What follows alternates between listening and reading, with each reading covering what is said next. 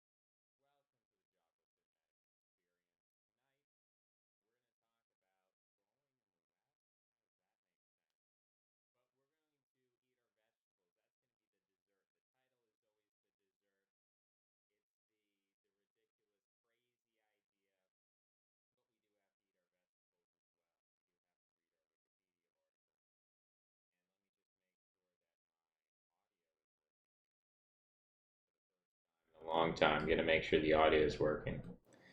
I guess I have two microphones. That's the right one. Little audio check. We're not gonna start off with Anatoly Chubais. That sounds like a French name to me. Chubais. Chubois. But we're gonna start off with the gay 90s. It's interesting we have all these different periods in American history. You can look at all these different periods here. Some of these periods are only 5 years, which I think is kind of ridiculous for a period. 5 years. This one is 50 or about 48 years. This one's only 5 years. So I don't know if I agree with Wikipedia here in terms of creating all these different years. I guess the colonial period's not significant enough to break down. I disagree with that. But then, you know, the Confederation period is literally just 5 years. I don't think so. I think you should probably combine Confederation with Federation and just combine those two together. But that's just my feeling. That's just my opinion. We are going to talk about the gay 90s. Not the 1990s, but actually the gay 90s occurred during the Gilded Age. The Gilded Age generally contains, or is part of the gay 90s, or the Gilded Age and the Progressive Era together make up the gay 90s. The gay 90s are very much like the Roaring 20s. It's an era of good feelings and moral exploration, you could say. We're going to take a look at the gay 90s. It's a nostalgic term.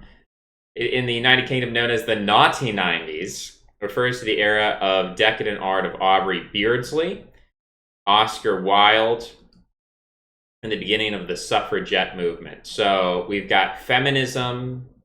It's not invented. We've done videos about feminism before that perhaps we could cover that topic again. But the suffragette movement is not the beginning of feminism. But in terms of Oscar Wilde, Aubrey Beardsley, we're going to take a look at these people. The decade was marked by an economic crisis, which is interesting. I was doing a little research.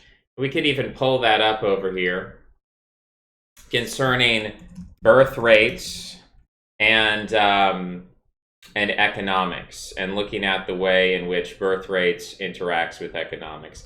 Let me pull up some of these charts here. Give us a little background, give us a little meta understanding of how economic crises work in conjunction with generational studies. So let's take a look at this. Let's start pulling up some of these charts here and bring them over here. So if I zoom in a little bit so you can see what's going on, and I hope that's not too big. But maybe I'll just, I can't drag it over. That's unfortunate. What can I do? I can do a little transformations. I know I have these charts now. I was reminded of myself. I reminded myself that I actually have these charts, but I didn't realize that previously. Okay, so if we take a look at this chart, maybe we'll just make it so big that it takes up the whole screen, just so I'm making sure that people are seeing the data and the words. So on this chart, what you can see, And I wish I had like a laser pointer here for you, but bear with me. At the beginning of the chart, we have some yellow region. Yellow region, we're starting in 1925. Of course, this doesn't cover the gay 90s, but we're going to go back to 1925. We're going to look at what's going on here. We're also going to chide YouTube because I'm not sure if I'm not sure if the chat is working, if the chat is broken, or if no one is just saying good evening. Can you use your mouse as a pointer? Unfortunately not. Go to bed. Well, you go to bed, Mr. Archonalarian. You go to bed. I'm having a good Saturday, good Easter Eve here. We're talking about generational studies. It's very important. So, also my sleep schedule's off. I went to bed at like 2 a.m. last night, so I'm not tired. We'll fix it eventually. We'll do some exercise. We'll fix it. But tonight, we're having a late night special. We're talking about generational studies. And we've got this little yellow region here, which is the silent generation. So this is 1926 to 1945. Anyone born in this region is known as the silent generation. I've heard recently the term being used, seniors. Seniors, that is a little nondescript, but maybe the elderly or the oldest living generation, we might say, of people who are still, I guess, technically alive, but not necessarily participating in society to a great extent. Certainly not in terms of voting. But these people born 1925 to 1945, we're looking at births per year. So, on the left-hand column, we have, in terms of millions, up to 1.1 million at the top, and then down to 600,000 at the bottom. So this is births per year. So we can see that in 1925, there were about 850,000 births per year. From 1925 until roughly 1933, that declined. So what's interesting here is that during the 20s, technically, do I say technically a lot? Mr. H9, you need to change your username. So we're talking about 1925 to 1929. We can see a decline in the birth rate during these years. These years are the years of explosive economic growth, and yet we're seeing this birth decline in births. Once the Great Depression starts, births decline further until 1933. 1933 is probably the worst in terms of the velocity of the economic freefall. 1923, and maybe you know what I should do? I should put myself over in the corner here with a little video capture. Where's my video capture? Put myself up here. Just make myself small. So I'm still here. So you know I'm still here. I'm not like, I didn't dip on you. I'm still around. So we've got 1933, probably the year in which the economy hit rock bottom and it really couldn't fall below that level. And then things kind of stayed the same for a while, and it was pretty bad. Then, after reaching rock bottom, births increased slightly until about 1938, at which point they dipped down again. And then 1940, you have to understand that this is the year that Roosevelt is preparing to get the United States into World War II. And all of a sudden, for whatever reason, you see this explosion in births. Now, again, when we talk about the baby boom, we shouldn't really speak about this generation from 1946 to 1965. That's too late. The baby boom in America begins in 1941. That's when it begins. So I have a problem with the mainstream generational scheme. But it's interesting that the government is basically able to engineer this baby boom. It didn't happen randomly. It didn't happen organically. It didn't happen because of new religious revival. It didn't happen because of a cultural change. It happened because of a top-down governmental change. So the idea that the government can't cause a baby boom is obviously wrong, because just look at this tremendous increase from 700,000 births to over 1 million births per year in just basically 5 short years. After the end of World War II, the birth rate collapses. It collapses almost as fast as it increased. So it collapses down in 1950, reaches a nadir. There was, I believe, certain economic troubles in 1957, and I wish I had the economic graph up next to this. But I believe 1957 was a recession year, and yet, for whatever reason, this sudden collapse, stagnated and then goes back up again until about 1964. So the baby boom in the United States lasts about from 41 to 64, we can say, is this general increase. If we kind of smooth the data a little bit, 1964, something happens culturally in America. It's not an economic collapse. Something happens culturally in the 1964 to cause a crash in the birth rate. So this is basically, again, what I think we need to do is shift the graph a little bit in order to make this make sense. We need to look at the inflection points. If you take the derivative, if you've ever done calculus, derivative, basically talking about the slope. So, if you take the derivative of the line at a certain point in this graph, you're going to find that the derivative at the inflection point, which is when you go from a positive growth to negative growth, that inflection point is going to be 0. So really this should be adjusted to the inflection points, but sociologists are not the most intelligent people. So the baby boom should really start in 1941, and Gen X should really start in 1964, not 1966. It should start in 1964. Because, of course, generations are about births, so it would make sense that they would align with birth rate, changes in birth rate. But anyway, Gen X, properly understood, begins in 1964, and this is just an utter crash. This is an utter decline. And this might be something similar if I had more data, and I'd love to get more data, but if I had data before 1925, we probably would have seen a similar crash prior to 1925. And that's what we're going to talk about with the gay 90s in terms of this massive decline of birth rates. But we're looking at Gen X. You also have to understand births per year is not the same as birth rate. It's not births per woman. It's the birth rate of births per year. So obviously the United States has a smaller population before, so they're going to have less births per year than we would today. But in any case, Gen X, huge collapse. This collapse ends at about 1977. So the era of the 60s, the 70s, this is an era of birth control. This is an era of pornography. This is an era where obscenity laws are removed. This is the era of Hollywood. This is the era of the 1960s, all the change. But properly understood, this era is not just the 60s, but it also goes into the 70s. Okay, so 1977, we hit a breaking point. And this is around the time that I believe we're reaching the end of the Carter era. So we've gone from Nixon to Carter, and America is in a pretty low place at this time. So after 1977, I think it's in 1980 that we get Reagan. And so things start to pump back up again, and this is when we get our millennials. Again, millennials, they say, oh, 1981. It should really be 1977 is the beginning of the millennial generation.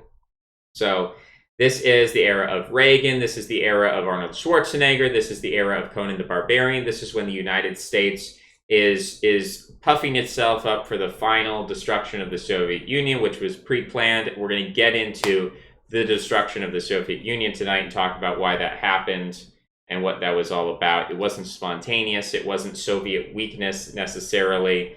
It wasn't that capitalism is a superior system or anything like that. We're going to talk about that. But basically, the millennial generation, you see these birth rates or the absolute births increase until about 1990. 1990, year of basically from 89 to 91 is the collapse of the Soviet Union. So the Soviet Union is in free fall.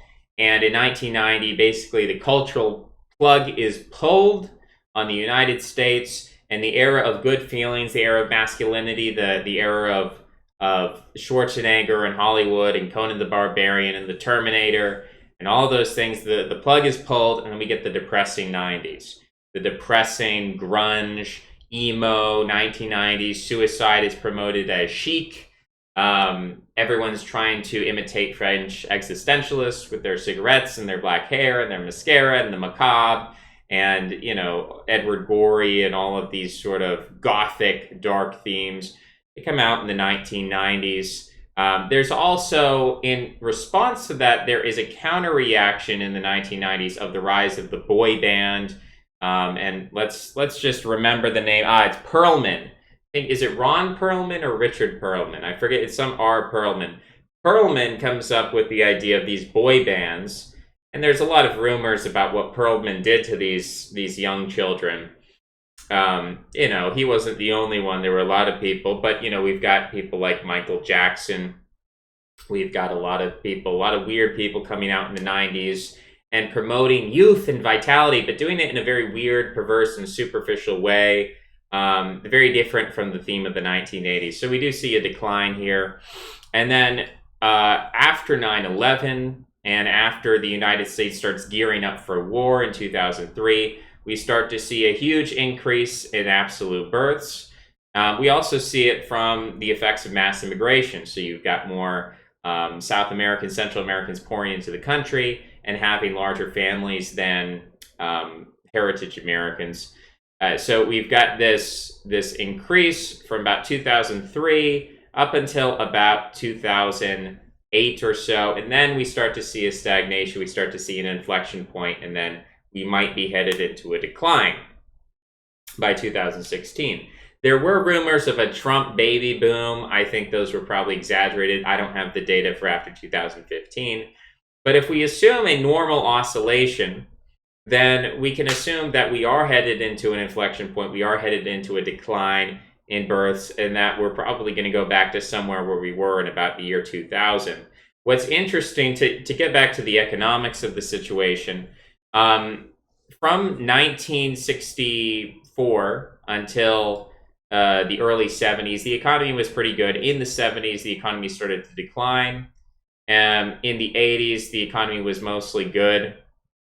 I do want to bring up the birth rates because that will give us a different picture of what is going on here. I've got annual birth rates here. Or this is a little bit of a different graph. Let's make sure everything fits in. Okay.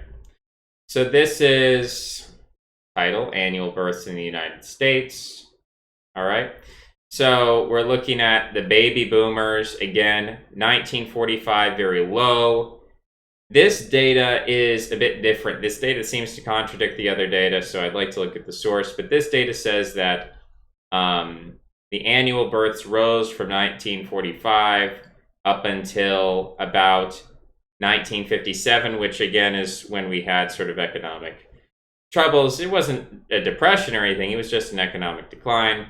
So the birth rate declines until about 1967, has a blip, and then keeps going down to about 1973. We start getting President Carter. Birth rates, or not rate, but the absolute births increase up until, 1989. So again, Soviet Union collapses. Birth rates decline until 1996. And then they sort of increase with, I believe, we're entering into the era of Bill Clinton. And then they decrease with the Great Recession. Let's see if I have the birth rates pulled up here. No, I don't have the birth rates in front of me, unfortunately. And I don't think I'm going to go looking for them right now. But here's another interesting one. By the year about 2028, Gen X will finally surpass the boomer generation. So that's in only 8 years. To me, 2028 sounds like the far-flung future. It's like Blade Runner 2028, the far-flung future. But in 8 years, that's basically one more term of Donald Trump, possibly, and then a new president. I mean, literally, we're talking about 2 presidential terms into the future. Gen X is going to overtake the boomers. So that is interesting to think about. The boomer meme, culturally, demographically, financially, boomers are very influential. They have a lot of money. They're retired. They have a lot of money to throw around in terms of politics and business and everything. So it's interesting that to look at the finances with the generations. It's interesting to compare there. Do not call for do not hate generations. You cannot say things that are not nice about other generations. No ageism allowed in the chat. We have to love and respect all people of all ages. So yeah, this is a quite interesting charts, quite interesting thing to look at. Again, not the same as birth rate. If maybe I should just do birth rates USA. Just do a quick search, see if something pops up really quick. But I want something. This one goes back to 1911. So this is very interesting. So on this one, let me make sure everything is showing properly. Maybe I can blow it up a little bit. So here we have number of children per woman. 1911. I want to save this one. Let's save this image.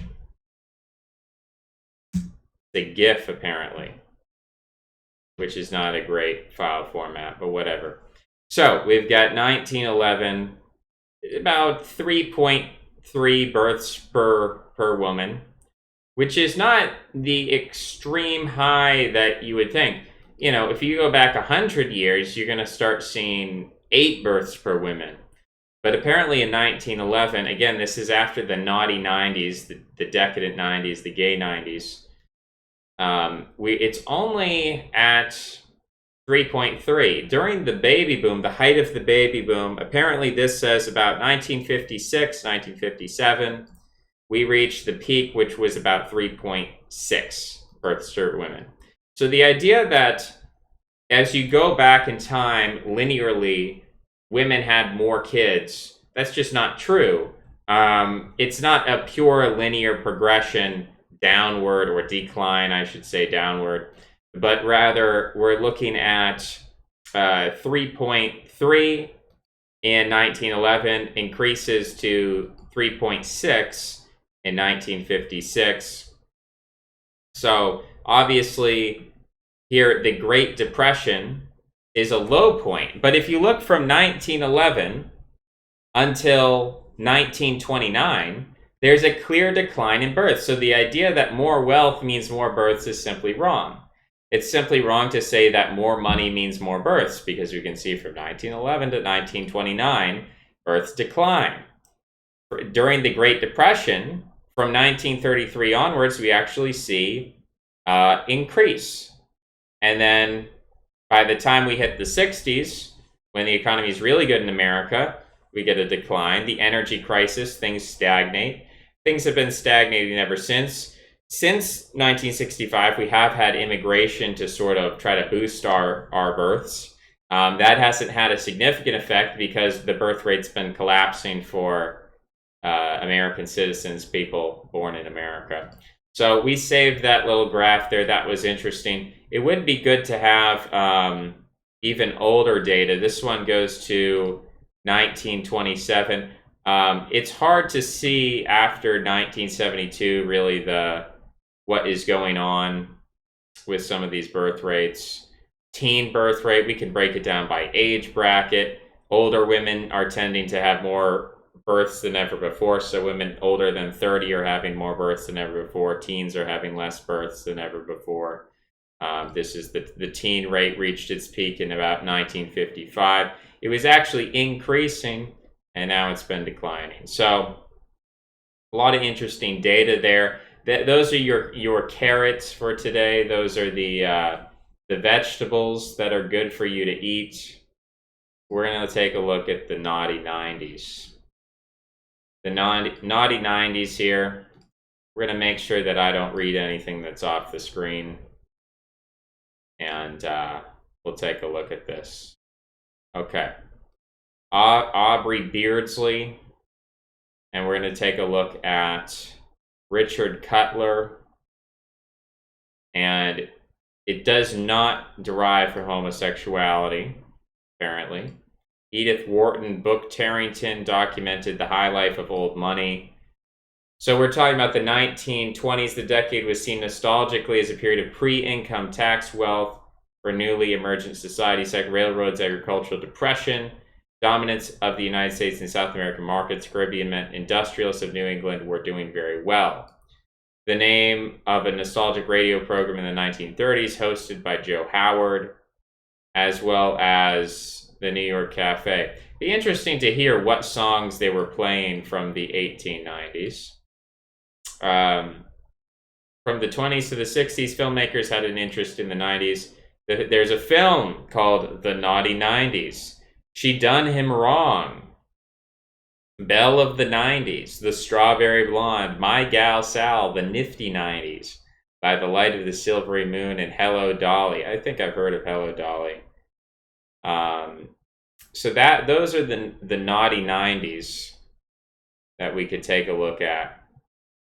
That's an interesting period. We're going to take a look into, because we know about Oscar Wilde, but Aubrey Beardsley. Let's just get a taste for Aubrey Beardsley. I don't know about this bowl cut style he's sporting, but he does have a very long dolichocephalic appearance there. Very lengthy.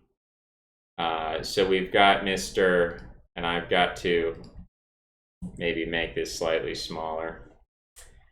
So he was born 1872, and he died age 25 in 1898 in France. Born in England, died in France. So interesting that he died so young. Let's take a look at what led to his early death. He was an illustrator, influenced by Japanese woodcuts, emphasized the grotesque, the decadent, and the erotic, leading figure in the aesthetic movement, which also included Oscar Wilde and James Whistler. We can take a look at Mr. Whistler. He contributed to the style of Art Nouveau, despite the brevity of his career before an early death from tuberculosis. So interesting, the pandemic got him. Let's take a look at this guy. Again, portrait here, very much a dandy. And I gotta make this smaller still because I'm missing out on some of this stuff. It's not the right size here. Okay. Because I had prepared this to be like over here, and then I would be like over here. And then this would be like this. And I would be like moving this over on top of this, and then that would make sense, right? Okay, so anyway, we're taking a look at him. We're taking a look at his picture. Again, he's got this very straight, silky hair, part down the middle, you know, very long, aristocratic face, pointed. You know, he's got that there's certain Britishness where the upper lip is flat, and then the bottom lip sort of purses, and then the top lip sort of comes down in a triangular fashion. He's got, of course, his little flower there, his gloves, his cane. He was born in Brighton. His father was the son of a jeweler. He had no trade himself. He had tuberculosis, which his father had died from at age 40, relied on private income from inheritance, a property developer. His wife was the daughter of a major general surgeon general of the Indian Army. They are respected. His mother married a man of lesser social status. After the wedding, Vincent was obliged to sell some of his property to settle claim for a breach of promise of marriage from another woman, the widow of a clergyman. At the time of his birth, his family, which included his sister, maybe we'll read about his sister, a little bit of a shorter face on her. She was 1 year older. The number of the house has been changed. The loss of the fortune, they settled in London. Worked as a clerk at breweries, battling poverty for 20 years.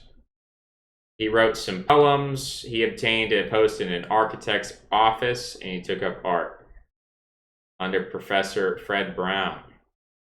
Interesting. Take a look at this guy's nose, though. Very, very high set, what do we call this? Where the nose, like the bridge of his nose extends up to above his eyes. So very prominent nose here, very, you know, you've got a very high hook. Rather than, there's different types of hook nose. Some of the hooks come lower. This hook is very high. We can see the vein coming across here. We can see the angulation of the chin, sort of an Arnold Schwarzenegger. If you look at Arnold Schwarzenegger, he has this angulation. He's a large chin, but it's angled inward rather than outward. Very large hands, long, slender fingers, very thin wrists. Interesting side profile. He traveled to Paris, and then he started making these woodcuts, these salacious, decadent, exotic wood cuttings, like the peacock skirt. And then he started his art career. He's got a cat sitting on top of a woman. He was associated with aestheticism, the British counterpart of decadence and symbolism. Okay, so we've got some decadent art over there. This one is a woman with a severed head. Kind of some weird pictures here. Beardsley was the most controversial artist of the Nouveau era, renowned for his dark and perverse images and grotesque erotica. His illustrations were in black and white against a white background. Some of his drawings, inspired by Japanese artwork, featured enormous genitalia. Well, very priapic, or priapic. His most famous erotic illustrations concerned history, mythology. His drawings for Oscar Wilde eventually premiered. The Rape of the Lock. The Rape of the Lock. What is that about? But this is some interesting stuff to look into. The Masquerade. He wore a mourning coat. He was meticulous about his attire. He was eccentric. I have one aim, the grotesque. If I am not grotesque, I am nothing. Very, very interesting, very weird. Face like a silver hatchet and grass green hair. Very bizarre. Jesus is our Lord and Judge, dear friend. I implore you to destroy all copies of the Sistrata and bad drawings by all that is holy, all obscene drawings in my death agony. He converted to Roman Catholicism the next year. So he repented. He felt bad for all his drawings. Beardsley was associated with the homosexual clique that included Oscar Wilde and other English aesthetes. The details of his sexuality remain in question. Speculation about his sexuality includes rumors of an incestuous relationship with his elder sister Mabel, who may have become pregnant by her brother and miscarried. I mean, these kind of rumors, I don't know how much you can trust them, but that is pretty salacious. So he does convert to Christianity, but his wishes to destroy his work were ignored, and he eventually dies of tuberculosis.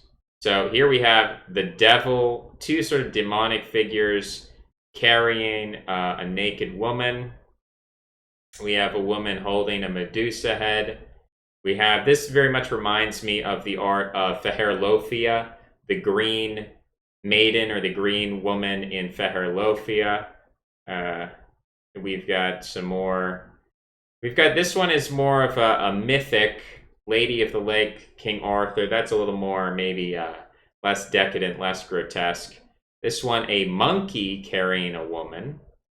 For Edgar Allan Poe, Murders in the Rue Morgue. So Edgar Allan Poe, at the same time, is very interesting because we think of the 1990s, a very dark, decadent, emo, goth phase in American history. Well, the naughty 90s, or the gay 90s, were seemingly similar. Fall of the House of Usher. So he really liked Edgar Allan Poe, illustration for Mask of the Red Death. Venus, Et in Arcadia Ego. Another artist reminds me of Edward Gorey. Rape of the Lock. We'll take a look what that is all about. This guy, Alibaba, which today is a Chinese company. Cover of 1001 Nights. Withered Spring. So the guy died very young. Interesting guy. Mr. Whistler was also an artist, making art for art's sake. He had some personal relationships. He had some relationships with some women, apparently. He had a legacy. But let's skim through his art. I'm not prepared to talk about Mr. James Abbott McNeill Whistler. But his art seems to be a little less, he seems to be a little more traditional, maybe a little more, I don't know what we would say about his art. But that would be another one to look into. Mabel was, of course, the brother or the sister of the brother Beardsley, Mr. Beardsley. Aubrey, which I think of as a woman's name, but apparently Aubrey was a man. And then we have W.B. Yeats, Mr. Yeats, who I haven't read much of, but apparently she was friend with Mr. Yeats. An interesting period of history I feel like is overlooked. I feel like this period of history is overlooked. We're going to look at The Rape of the Lock, a mock heroic narrative poem written by Alexander Pope. The high burlesque. Burlesque referring to basically what they had before strip clubs. They had the burlesque, the classy burlesque. It satirizes a small incident by comparing it to the epic world of the gods, based on a true event. Aristocratic Catholic families, denominations were suffering penalties. Cut off some hair, which creates a breach between the families. Does not refer to sexual rape, but an alternative definition meaning to snatch, to grab, to carry off. In this case, stealing a lock of hair. So sort of making making fun of the way that aristocrats are making mountains out of molehill. A woman's hair is stolen, and this is considered to be a rape. All right, that's very interesting. I did want to take a look, while we're talking about art, just bring up Lucian Freud. Lucian Freud, kind of a weird guy, concerning the number of affairs that he had. He had an affair with Lorna Garman, who he went on to marry.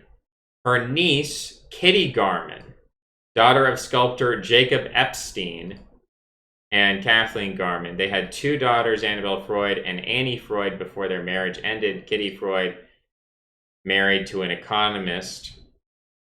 And Freud eloped with Lady Caroline Blackwood. They married and divorced. Freud is rumored to have fathered as many as 40 children. 14 children have been identified, 2 from Freud's first marriage, 12 by various mistresses. Esther Freud and fashion designer Bella Freud are daughters by Bernadine Coverley. I did want to take a look into this guy's his daughter, apparently. So at age 14, she posed naked for one of her father's pictures. The biographer written of this event, her father asked her to remove her clothes in teenage inhibitions. A momentous and controversial event. Many felt it was reprehensible, if not immoral. Lucian did not care, referring to the father. It was the question of whether it would damage his daughter simply did not occur to him. She stated it had been a wonderful time for her, and the resulting work was the picture of me by my dad I most admire. On another occasion, she described it as an unsettling experience.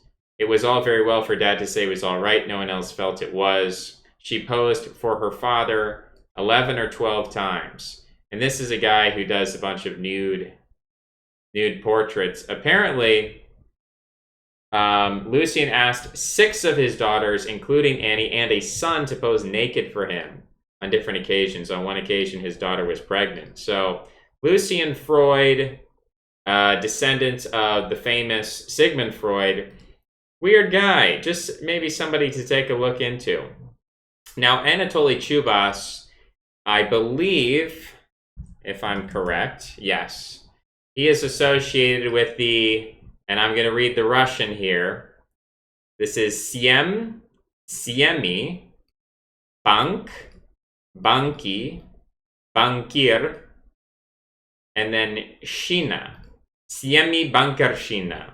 So the Semibankischina, or Seven Bankers, was a group of 7 Russian business oligarchs who basically controlled Russia between 1996 and 2000. In spite of conflicts, the group elected Boris Yeltsin and successfully manipulated him from behind the scenes. The 7 businessmen were identified by Boris Berezovsky, and the term Semibankischina was coined by a journalist in 66 is a takeoff or as a reference to the seven boyars. So boyars were a group of Russian nobles who deposed the Tsar in 1610. The seven bankers, he named these and claimed they controlled most of the economy and media in Russia and that they helped Boris Yeltsin. Semibankischina was coined by the Russian journalist Andrei Fadin in an article basically saying that they're similar to the boyars. They control the access to budget money and basically all investment opportunities inside the country. They own the gigantic information resource of the major TV channels. They formed the president's opinion. Those who didn't want to walk along them were either strangled or left the circle. Slightly a year later, Fadin was killed in a car accident. Interesting. Alexander Solzhenitsyn also used this word in his critical 1998 essay, Russia Under Avalanche, to describe the current political regime, to warn people of what he considered an organized crime syndicate that controlled the president 70% of all Russian money. So, we're going to take a look into these guys. Boris Berezovsky. We'll take a look at the, this is the man. Nice sloped forehead, nice low, not a tall head, very, very short head. He does have a chin. He has an outward chin, a little bit of a upward curl to the nostrils, straight-nosed, and not a very prominent ridge, not a very prominent eye ridge on this guy. A little bit of a chubby guy. So born in 1956. Cause of death, open verdict. So I guess nobody knows how he died. He was a Russian businessman. Boris Abramovich. I always forget where the enunciation goes. And then Yerzovsky.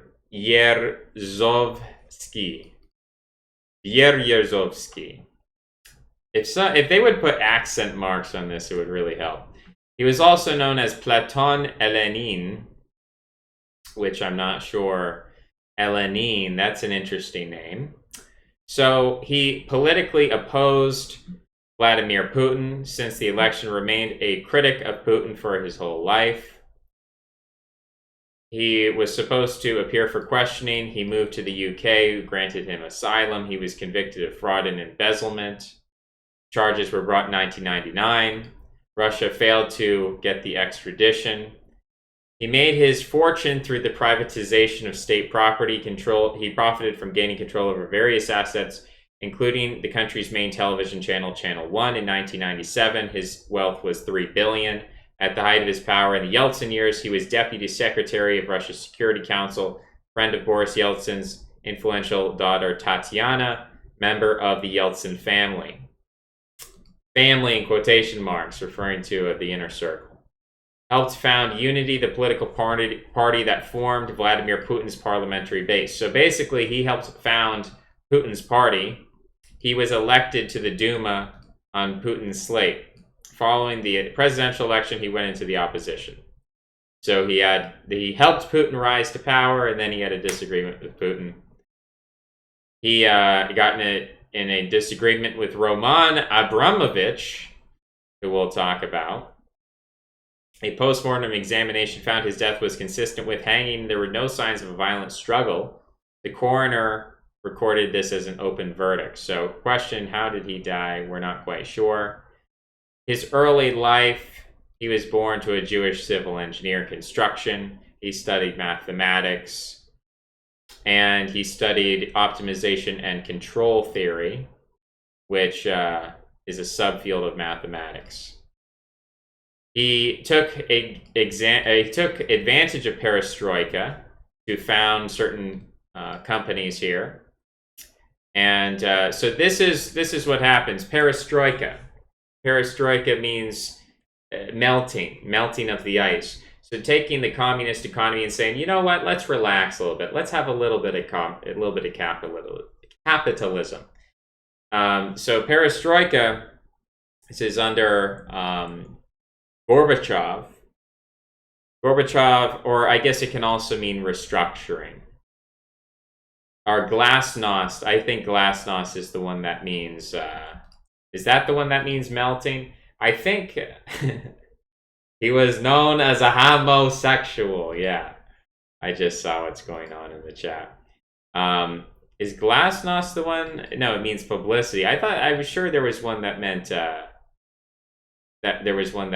like melting. But anyway, so this was Gorbachev. You really have to question Gorbachev, what he was all about, who was advising him. But perestroika basically allows these capitalists to make a bunch of money within the communist system, and then of course they conspire to destroy communism so that they can own even more of the economy. So that's how the Soviet Union falls. It doesn't fall because communism is bad or it doesn't work or it's terrible or something like that. It fell because of people like Gorbachev deliberately allowing capitalists to get rich and then use their wealth to destroy the Soviet system. The Soviet Union was destroyed from the inside, not because America rolled in with tanks, not because capitalism was better, the people were clamoring for capitalism. But he profited from hyperinflation, which sounds like an awesome, very productive, very adding a lot of value to the economy, profiting off of hyperinflation. He controlled, in 1933, 30% of the company at that point.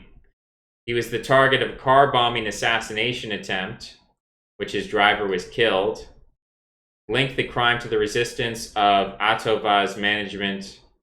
So there were several assassination attempts in the 90s trying to kill these guys, which is an interesting period. It sort of reminds you of like 1920s Germany, a lot of assassination attempts there as well. Berezovsky's involvement in the Russian media began in 1994, and he appointed a popular anchorman. That anchorman was later assassinated. Wow, so a lot of assassinations going on here. Then he gets even more money. He gets into oil. Berezovsky revealed the American financier George Soros declined invitation to participate in the acquisition. So he was reaching out to George Soros at the time, trying to get Soros involved. Nikolai Glushkov over here. Oh, we don't have a picture of him. His death is being investigated. All these guys are like getting killed off. So it is a very mob-like structure to Russia. We'll take a look. He helped Boris Yeltsin get re-elected. He goes to Davos, the economic forum. He liaised, what does that even mean? He liaised, very euphemistic language, with fellow oligarchs to form an alliance known as the Davos Pact to bankroll Boris Yeltsin's campaign. On return, Berezovsky met and befriended Tatiana, who we know is the daughter of Boris Yeltsin. Berezovsky masterminded the 1996 re-election. He and his billionaire friends coughed up $140 million for Yeltsin's campaign. Berezovsky emerged as a key advisor to Yeltsin, allied with Anatoly Chubas, who we're going to talk about. I wish I knew. Should I be saying Chubois? Anatoly Chubois. I feel like his last name, let's just check because I feel like he's going to come up again. A Russian politician of Russian and Jewish origin. We're trying to figure out, I don't see, where's the French coming from? Russian father, Jewish mother in Borisov in Belarus. His father was a colonel, and his older brother is a philosopher. We'll take a look at him. But it doesn't say anything about his name, where this Chubas. Maybe we can look at the Cyrillic. I'm sure the Cyrillic will help us. Anatoly Borisovich. Wait, is that? Yeah, Sovich. Borisovich Chubais. So it is Chubais or Chubais and not Chubois. Chubais.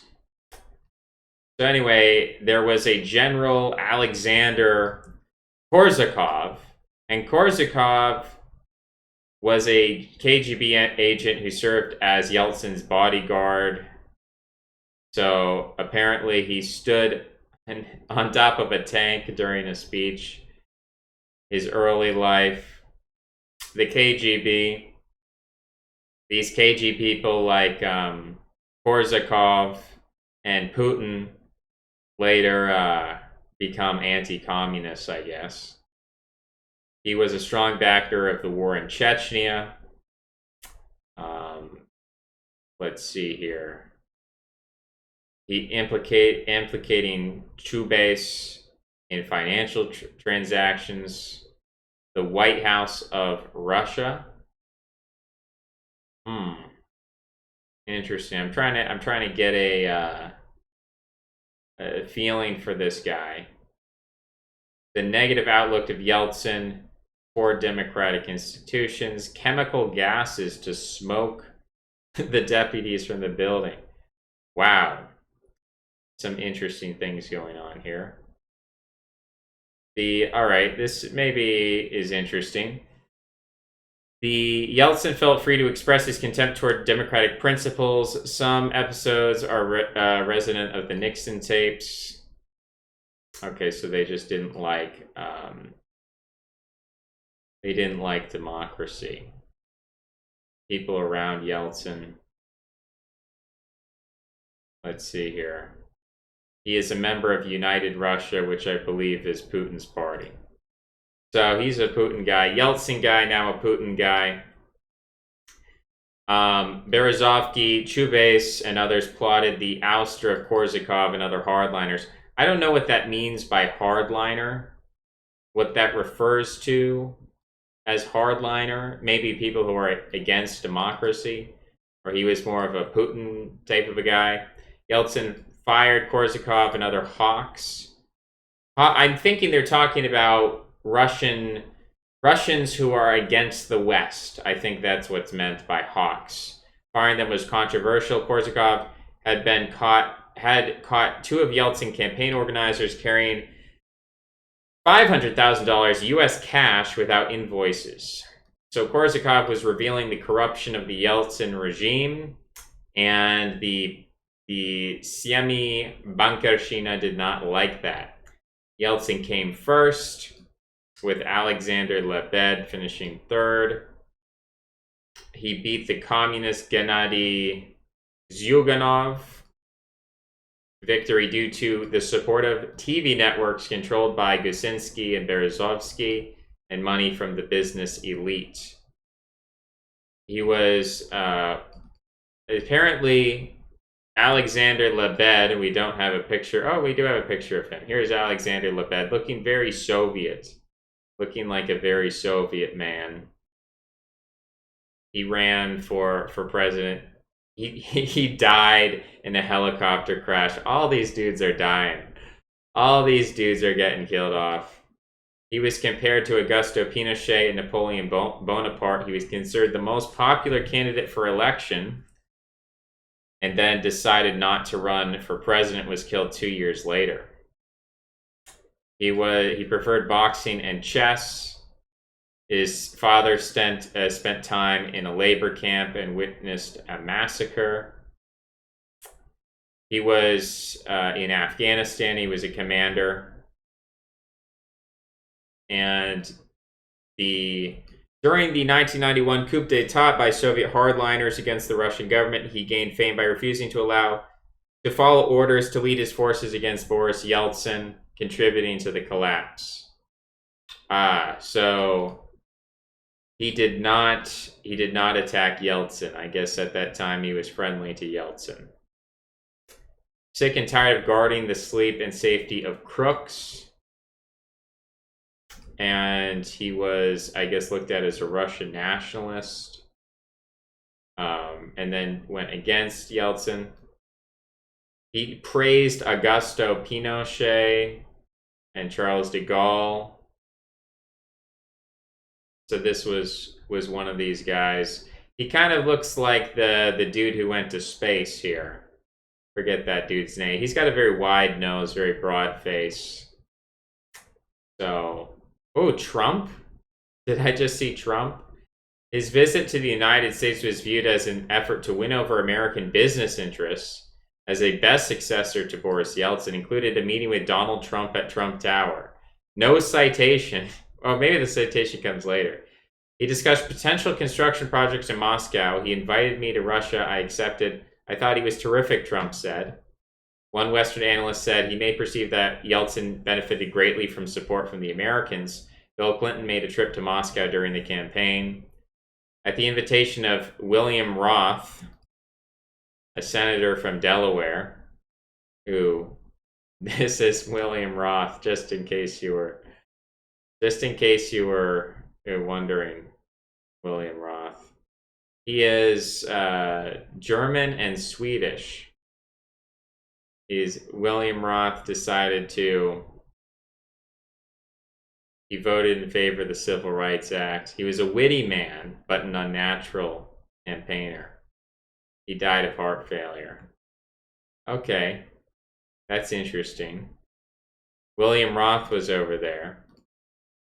Apparently a Swedish man, William Roth, or German man, either one. Lebed left a good impression on American businessmen. 100 Soviet-made suitcase-sized nuclear weapons designed for sabotage are not under the control of the armed forces of Russia. The government of the Russian Federation rejected these claims. He ran for governor. He derided people as fascists. He wanted to take over Belarus and Ukraine. He believed Lebed was against the expansion of NATO, but had changed his attitude. He believed the expansion would destabilize the alliance, which would cause Russia to become authoritarian in response.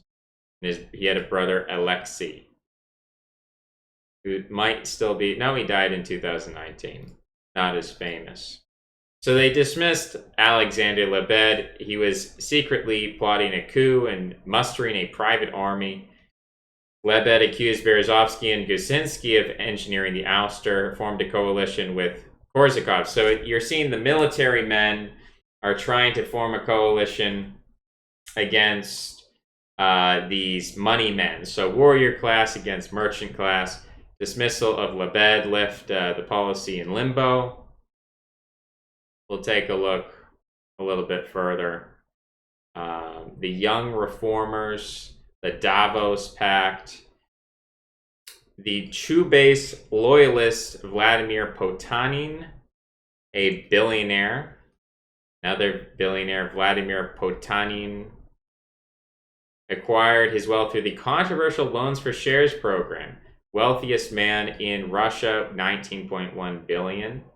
His long-term business partner was Mikhail Prokhorov, and he was also a billionaire. His maternal grandmother was a Jewish microbiologist, this guy. And for this guy, he was on Putin's list, closely associated with Vladimir Putin in 2018. So I think there's a lot of misconceptions about Russia that, like, the oligarchs owned everything, and then Putin came and cleaned it up. This guy's on Putin's list. This guy is Putin's friend. He wanted to clean up the operations. This is who he is. So we'll take a look. He got divorced, apparently. Backed by George Soros. Backed by George Soros. Competed with Kuczynski, allied with the Spanish. So very interesting to see here that George Soros could almost be considered one of these Russian oligarchs at this point, the amount of involvement he has with these people. Potanin's victory unleashed a media war. People fighting with media. This is Soros called the Berezovsky-Chubais clash a historical event in the reality of which I would have never believed if I had not watched it myself. I saw a fight of people in the boat floating towards the edge of a waterfall. He argued that the reformist camp never recovered from the wounds sustained in this struggle, setting the political stage for conservative nationalists and eventually Vladimir Putin. So the billionaires start fighting each other, and he donated a lot of things. The Kremlin family, Putin's rise to power. His meteoric rise from relative obscurity to the Russian presidency has been attributed to his intimacy with the family as a protege of Berezovsky and Yumashev. Valentin Yumashev, a Russian journalist, son-in-law of Boris Yeltsin. So interesting that this journalist, Yumashev, was helping Putin. Persuaded Yeltsin to name Putin as the successor, acquaintance with Putin. They enjoyed friendly relationships, skiing together in Switzerland. Putin, director of the FSB, which is the continuation of the KGB. A bold gesture of friendship by showing up at a birthday party for Berezovsky's wife. I do not care what Primakov thinks of me, Putin told Berezovsky, and they began an alliance. Spanish police found that Putin had secretly visited a Spanish villa belonging to Berezovsky. Putin was vacationing, and they wanted to put him in power. Yeltsin sacked the government of Sergei Stepashin and appointed Putin prime minister. The Russia-Fatherland Alliance, some of this scheming behind the scenes. We're trying to see if there's any more really interesting stuff, because it just sounds like more of the same. It's just more of the same. It's like we had a scandal, and then we had another scandal, and then there was another. He fled to Britain and was the subject of an assassination attempt. I mean, this is like if Sicily was like the biggest country in the world and it was really cold in Sicily. This is kind of like what Russia is like. So that was Boris Berezovsky. We're going to take a look at Mikhail Khodorkovsky. He's got a very, again, he's got that sort of downward turn, very flat-lipped. The top lip equal to the bottom lip, nostril. Yeah, the whole thing. I don't even I know if I can do an analysis of the guy, but short face, short skulled, released from prison. So here's another picture of him looking very nerdy in his glasses. Here, talking with Vladimir Putin. Looking a little bit better from the side than he does from the front, I think. These eyes are not my favorite. But here he is meeting with Putin. Mikhail Borisovich Khodorkovsky. So this KH is not Khodorkovsky, it's Khodorkovsky, an exiled Russian businessman. He was believed to be the wealthiest in Russia. He got a huge amount of wealth by controlling the oil fields in a scheme known as loans for shares. Let's take a look into this loans for shares scheme. Boris Yeltsin's government began privatizing state-owned shares in companies through a loans for shares scheme. The scheme was overseen by Anatoly Chubais. The scheme benefited Yeltsin. To make companies profitable, new investors sought to restructure them and install Western-style management approach. However, that required them to push out entrenched managers with communist allegiances. This had become an immensely more cumbersome task once the communists took control of Russia's legislature in 1995. So very funny that everyone says, oh, the Russian people hated communism. That's why it destroyed. The communists had control of the legislature in 1995. So the idea that the Russian people revolted against communism, that's obviously a lie. It would have made it extreme. They wanted it back. They voted for. They said we don't like capitalism. We want communism back. In the 1995 elections, it would have made it challenging if communists were to take control of Russia's executive government. Consequently, in order for the companies to turn a profit, investors felt that communists would need to lose the election. The auctions were rigged and lacked competition, being largely controlled by favored insiders with political connections or used for the benefit of commercial banks. The scheme was structured in a manner that made Yeltsin's victory a strong interest of the investors involved. The two-stage program was structured so the loans would be made before the election, but the auction of the shares could only take place after the election, making it a financial concern for them that Yeltsin would win the election. Yeltsin held an initial, so basically he said, I'm going to give you a bunch of money right now. I'm going to give you a bunch of loans. I'm going to give you a bunch of money, but you can't actually access that money until I win the election. So I'm going to promise it to you now. I'll give it to you once I'm elected. So you guys need to make the magic happen. Yeltsin, he basically sold the country to get reelected. Yeltsin held an initial meeting attended by 10 Russian business moguls. In his remarks, Yeltsin made comments about his belief that banks should have a political role. Russian bankers take part in the country's political life. The banks, like all of Russia, are learning democracy. Very insidious phrase. The loans for shares auctions. I think I might have to change the title of the stream from Did Trolling Invent the West to like Semibankischina. I think that should be the new title because that's just taken over. That has taken over the stream. Let's take a look at what's happening in the chat real quick, see if there's a lot. Just that these people may be technically alive. Ah, yes. They'd be on life support by now or have those Old Testament lifespans. I think there are different boundaries for the baby boom. There are clearly two baby booms. A lot of the most famous boomers were born before the end of the war. Millennials are the answer. Spice Girls, the Monkees, Nickelodeon. The second chart divides the I'm almost in the grave. Hi, William. Ageism is against community guidelines. That's right, Ender. Seriously.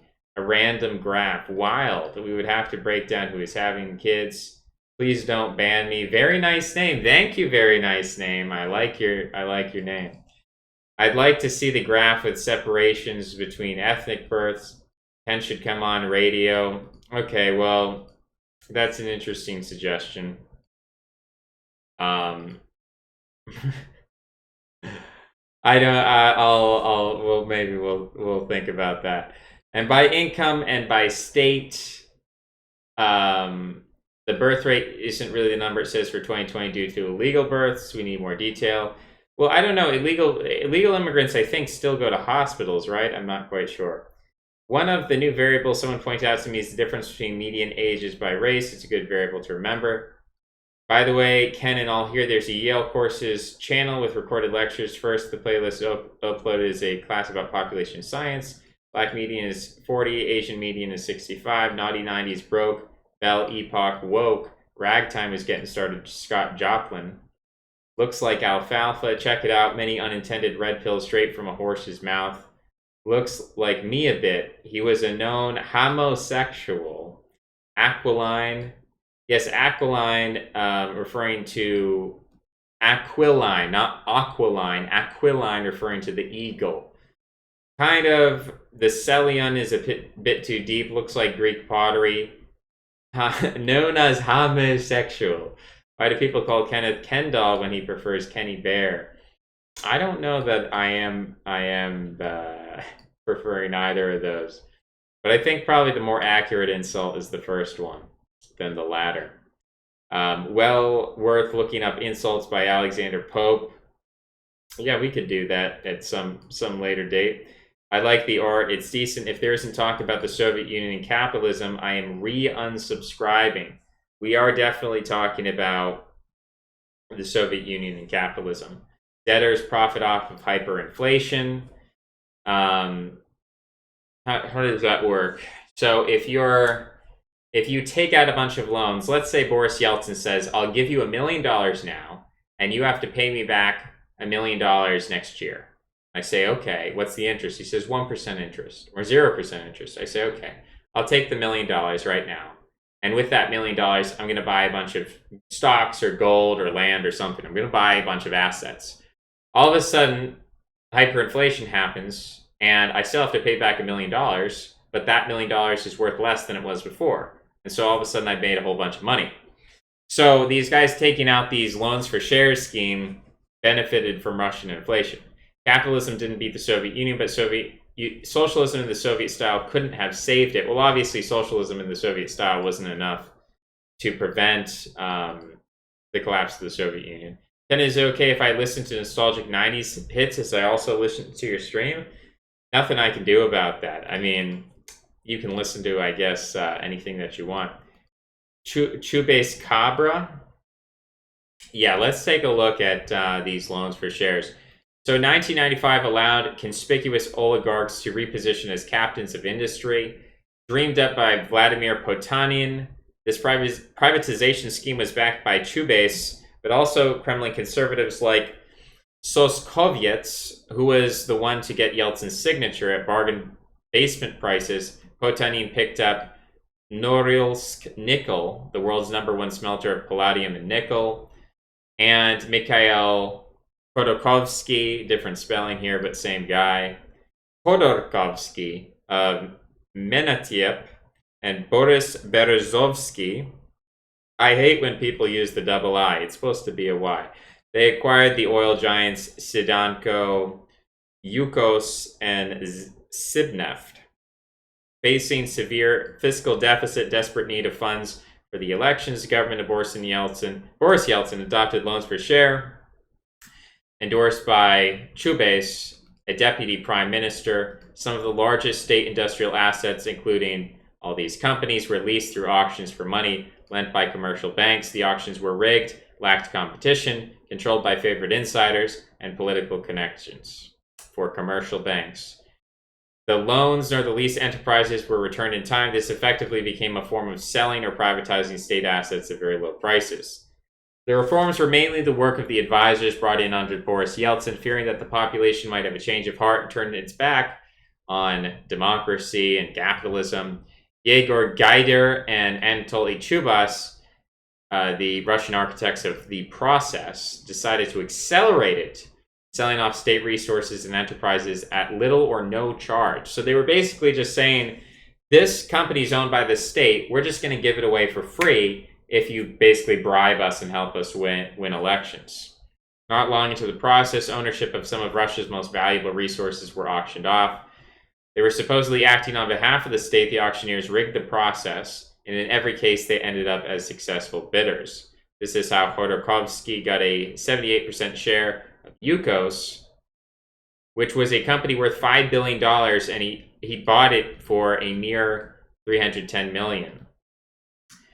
This company was worth $3 billion. Berezovsky got it for $100 million. So basically, they were selling these companies for less than 1/10. In some cases, less than 3% of what the company was owned. Government was unable to exercise control. The state was very weak. These new Russians, quote unquote, paid little or no taxes, according to Marshall Goldman. Much of the second wave of privatization that did take place, the loans for shares scheme in which major Russian banks obtained shares in firms with strong potential as collateral for loans, turned into fraudulent shambles. A less cynical interpretation was proposed by Russell Bova, who said that Chubase may have been motivated by concerns that privatization would fail, that in the face of economic difficulty, the country would revert to communism if progress was not maintained. In light of these concerns, the long-term political goals of democratization and asset distribution might have been deemed more important than possible short-term gains. The scheme has been perceived as unfair, gave rise to Russian oligarchs having concentrated enormous assets, increasing the wealth gap in Russia, contributing to political instability. The scheme hurt Russia's growth, since the oligarchs realized that their purchases could be seen as fraudulent by future governments, thus attempted to strip assets from the government enterprises rather than build them up. So basically, they bought the companies and then they dissolved them. They bought the companies and then they tried to steal as much money from those companies as possible, run away to London. So, I mean, this is like economic crimes of the highest degree. So, Khodorkovsky was arrested by Russian authorities, and Putin was not kind to him. So, basically, all these people, Hans Dietrich Genscher, I don't know if this is a Russian with a German name or if this is a dude in Germany who was trying to help out this guy. But it's not loading very quickly. Hans Dietrich Genscher, Vice Chancellor of Germany. So apparently this guy was trying to help out these Russian oligarchs. Don't put them in prison, Putin. Yeah, the way in which Putin gets to power is he's friends with all these guys, and then all of a sudden he starts cracking down on them, but only some of them, not all of them. His parents were engineers at a factory. His father was Jewish, his mother was Christian. They were opponents of communism. Having experienced a rise in state anti-Semitism in the death of Stalin, the Khodorkovskys were part of a generation of well-educated Soviets who were silently supportive of dissidents. Masha Gessen, who has a lovely face, wrote that they faced a dilemma raising Mikhail, speak your mind about the Soviet Union, risk making your child miserable, the constant need for doublethink and doublespeak, or raise a contented conformist. They chose the second path, with results that far exceeded their expectations. Mikhail became a fervent communist and Soviet patriot, member of a species that seemed all but extinct. So he did very well. The Technology Institute was a popular choice for ambitious students ineligible for Moscow State University due to their Jewish heritage. So apparently the Soviets were discriminating against Jews pretty harshly.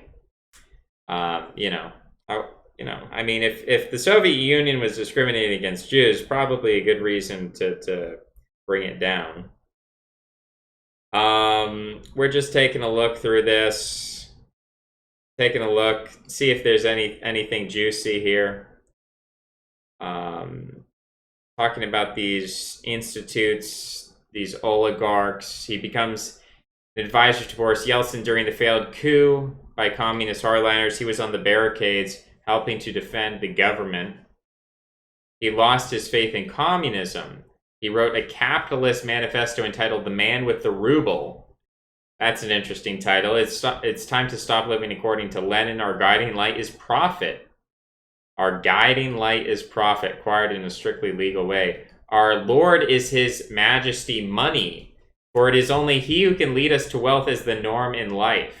That's an amazing quote there. I mean, I can't think of a more mercantile, literally worshiping money. This is kind of insane to hear that just said out in the open. He made his millions in currency trading. So this is where you own $1 million in the United States dollar, and then you trade it for Russian dollars, and then you wait for the United States dollar to get cheaper with respect to the Russian dollar, or more expensive, and you sell and you buy and you sell and you buy, and you make money that way based off currency trading, which should be illegal, and in many cases it is illegal, but that's how they make the money. Very productive work, very productive capitalism. Capitalism is definitely a very productive system. Privatization, vouchers, documents distributed to every Russian citizen, entitling them to a share of national wealth, which many Russians were happy to unload at a discount for ready cash. So basically they said to the Russian people, oh, don't worry, we're it's not all going to be taken over by us. We'll give you some of the wealth too. And then they took it at a discount because they needed cash, because the economy was in collapse and they just needed cash. So they basically sold out the Russian people. Khodorkovsky eventually acquired controlling stakes in 30 companies. Greatest property giveaway ever. Masha Gessen is really into this guy. The Russian government, after the fall of communism, still nominally controlled Russia's largest companies, so they had been restructured, abandoned, or looted by executives. A dozen men, the new oligarchs, including Khodorkovsky, hit upon the stratagem of lending the government money against collateral consisting of blocks of stock that amounted to controlling interest. The oligarchs and government both knew that the government would eventually default and that the firms would thus pass into the oligarchs' hands. So a complicated scheme where they lent the government money, they knew the government couldn't pay them back, and then they would control the firms. They'd be like, hey, we're going to loan you $100 million. A year later, hey, where's the $100 million? Oh, sorry, we can't pay. Oh, I guess we own all the companies now. By this maneuver, wrote Gessen, the Yeltsin administration privatized oil, gas, minerals, other enterprises without parliamentary approval. A very, very clever scheme. I mean, this is pretty interesting. He's buying. I saw business as a game. It was a game in which you wanted to win, but losing was also an option. It was a game in which hundreds of thousands of people came to work in the morning to play with me. Told Gessen about a time when he was in Poland on business, and the Soviet Economics Crime Unit began harassing Nevzlin, who feared arrest. He found the situation terrifying.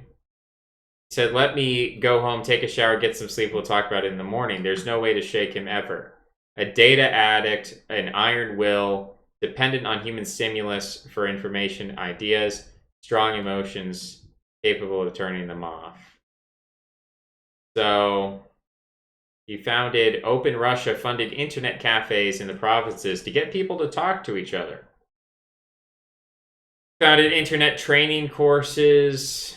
He really likes the internet. Richest man in Russia. Relationship with Putin. At the root of the conflict lies a basic difference in character. Putin rarely says what he means, even less frequently trusts what others are saying.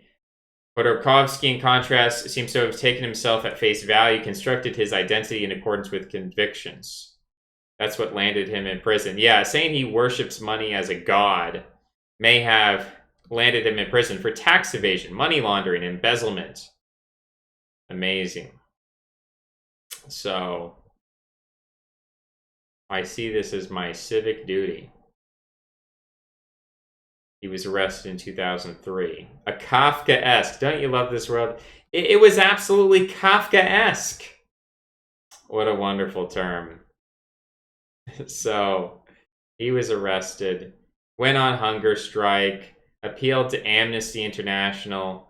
Very brave man here in Ukraine, supporting the people of Ukraine. Don't worry, Ukraine. We'll bring freedom to you as well. Just you wait.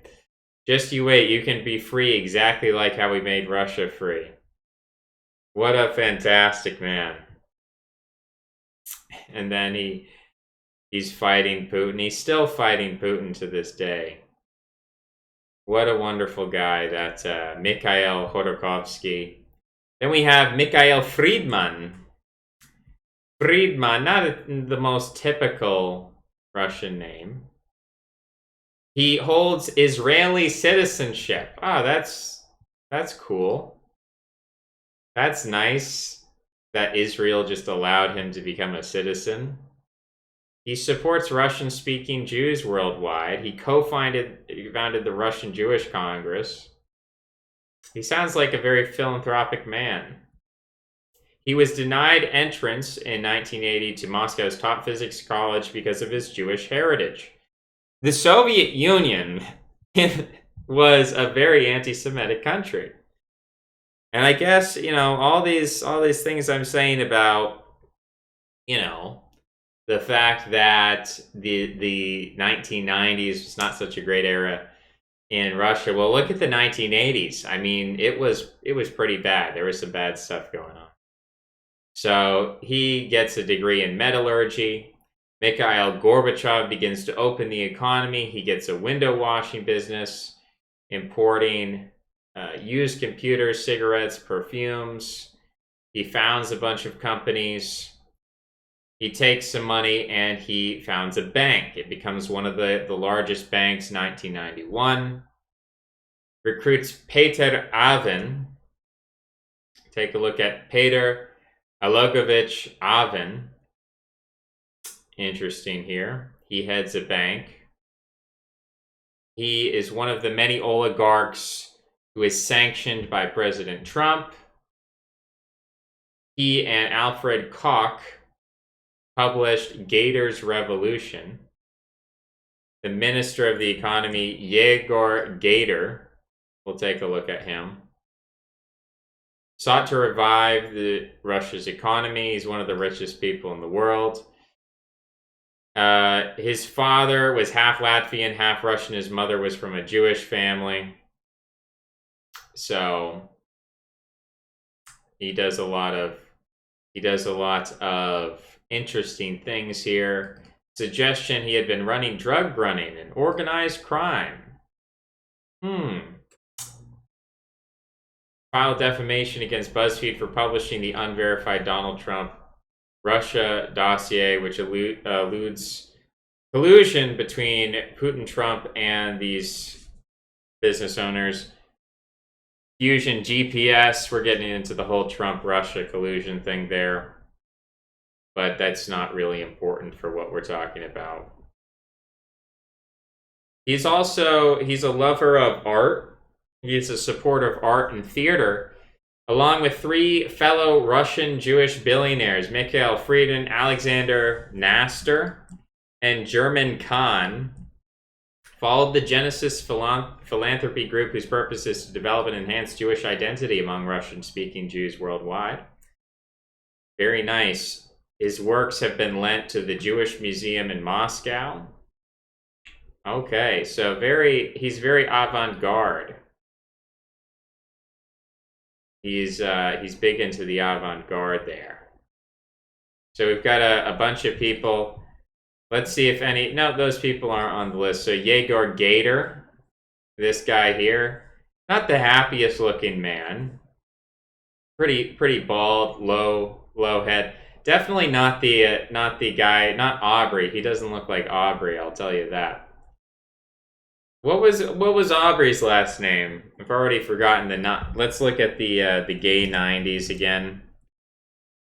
The gay 90s. I gotta remember what Aubrey's last name was. I'm gonna feel bad. Beardsley. His last name was Beardsley. Compare Aubrey Beardsley for a moment. Compare Aubrey Beardsley with Yegor Gator. Just compare these two characters for a moment. Take a look at this guy. Whoops. I want to make sure he's in the frame properly. Take a look at this guy. Now take a look at this guy. Just two opposites right here.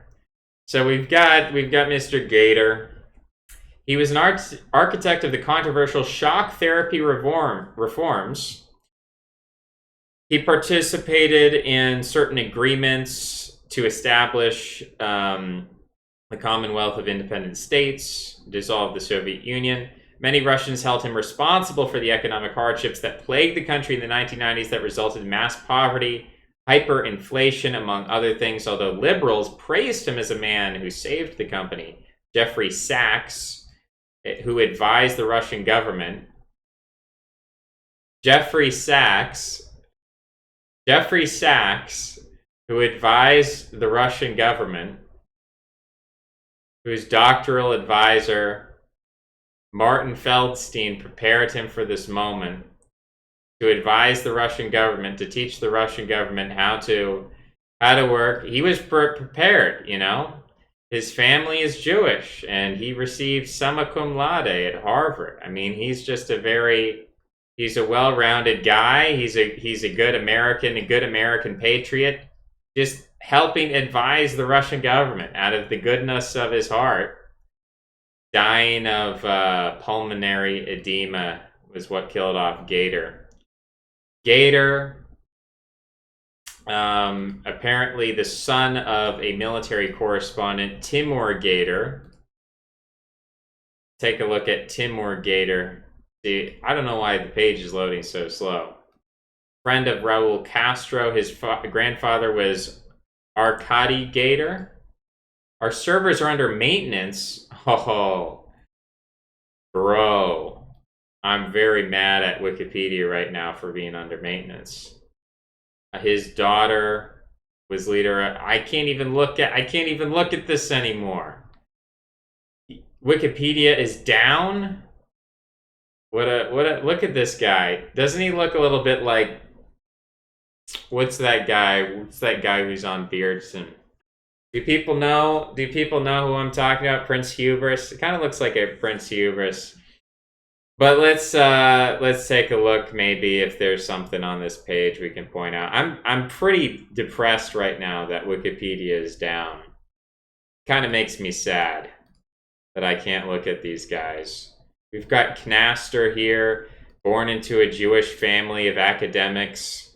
Man, with all the the anti-Semitism in Soviet Russia, I'm very impressed with these Jewish families who are becoming academics, since they were denied to all of these different schools, apparently. You know, so all these people, the Genesis group, very involved in the Genesis group.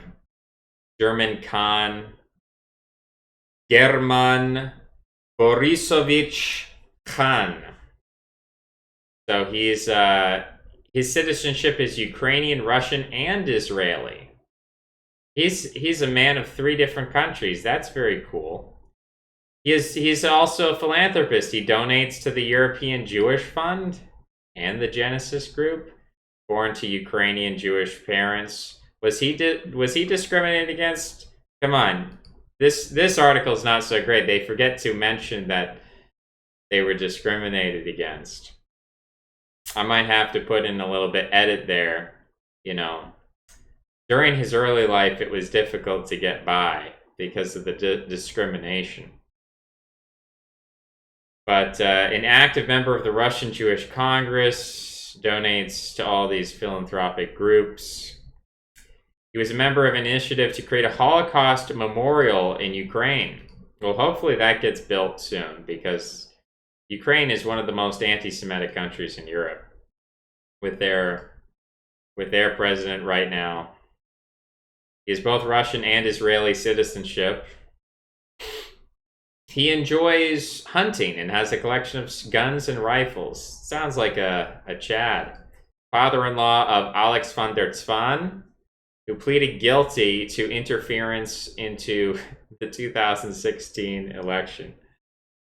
Is Wikipedia going to be back up anytime soon? I don't think so. I don't think so.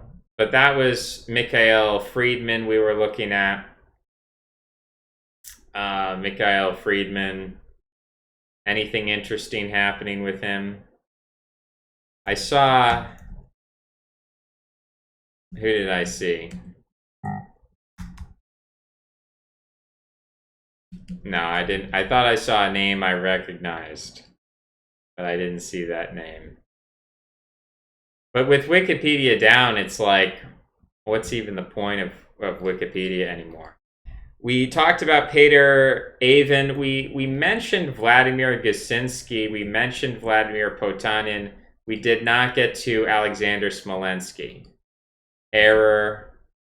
Potanin did... Okay, we talked about him. Maybe Smolensky will come up. Vladimir Vinogradov and Vitaly Malkin. Very much like Michelle Malkin. Same last name there. Vagit Alikperov. And about 13 here. Interesting guy. Yeltsin was highly unpopular at the time, with only 3 to 8% support. A complex technology of crowd manipulation was developed by Gleb Pavlovsky's and Marat Gelman's think tank Foundation for Effective Politics, with the involvement of American specialists. The latter fact was used for a comedy film, Spinning Boris. So this is extremely important to understand. Boris Yeltsin had only 3 to 8% of popularity, and they used this crowd manipulation technology developed by Gleb Pavlovsky and Marat Gelman. I mean, this is incredible. This is some incredible stuff. This is so stunning. It is not stunning and brave. It's just stunning. Unfortunately, Wikipedia is down for Easter, I suppose, out of respect for Easter. Let's translate this to English, please. Our approach to the victory of Boris Yeltsin. The report is especially interesting in light of the version that the president's victory is not so much due to the support of the Russian population as to the competent use of electoral technologies by the team serving the party in power. Since the presidential position was really poor, according to the majority of opinion polls, he gained 3 to 8% of the votes of potential voters and lost to almost all candidates. His victory was really recorded historically. Everyone who participated, everyone who forged this victory behind the scenes, all who service the motors and drive belts, apparently, have the right to publish their know-how and based on them to claim a share in the next baking cake, that is to participate in regional campaigns. As for how and why, the report cites the traditional graphs and charts, reveals the ingenious technology of manipulating public opinion, the original mechanism of political and ideological advancing of competitors. The report is especially interesting in terms of why. The memorandum of Gleb Pavlovsky, maybe he's related to Pavlov, the old Pavlov. Pavlovsky, in the distant past, of a dissident and human rights activist, in recent past an adversary of the post-October regime, provides more than an original explanation. Citizens are obliged to take risks of success and even to take victories. The fund was created to overcome the loser's complex, regardless of further disputes about whether victory is useful or harmful. Working together to create a nation is more interesting than serving associates. The formula for victory is, according to Pavlovsky, Yeltsin's victory is not actually Yeltsin's victory, which is between its historical victories, overwhelms all other undertakings. The full participation of the intelligentsia in the politics of the strong, implementation of complex rules of the political game in society. The result, according to Pavlovsky, will be optimistic. Political actors, including the losing opposition, will be forced to overcome small town marginality. Progress and prosperity will come. So, that is interesting. We do still have loaded here, and I suppose we will end our Russian segment with Anatoly Chubais, a businessman of Russian and Jewish origin. He was a key figure in Russia. He headed the state-owned electrical power monopoly, named him as the 54th most respected business leader. He is the head of Russian Nanotechnology Corporation. He's a member of JP Morgan Chase since 2008. He is a member of the Council on Foreign Relations, which I think Tulsi Gabbard is as well. I've never actually looked into the CFR very much. I just hear it name dropped all the time. I don't think it's going to load, though. He was born to a Russian father, Jewish mother, and his father was a colonel. His brother was a philosopher. And he received his PhD in economics, probably discriminated against as well.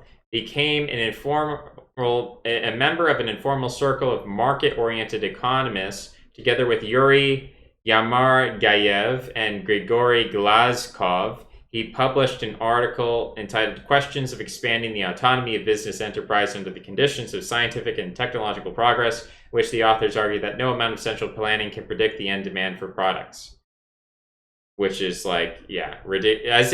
As if demand for product should determine what is created in the economy. What a man! Just wow!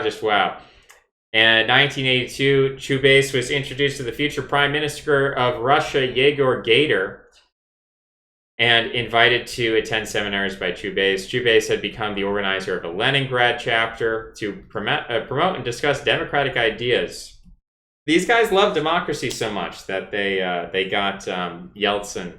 They got Yeltsin elected with 3 to 8% of the vote, or of the popularity. Among the people involved were his brother Igor, who founded the Perestroika 88 clubs. I don't know what that's about. Maybe it has something to do with Ukraine. Future Russian Prime Minister Alexei Kudrin, and future associates, the anti-monopoly policy, Mikhail Manovich, organized a tulip farm. Okay.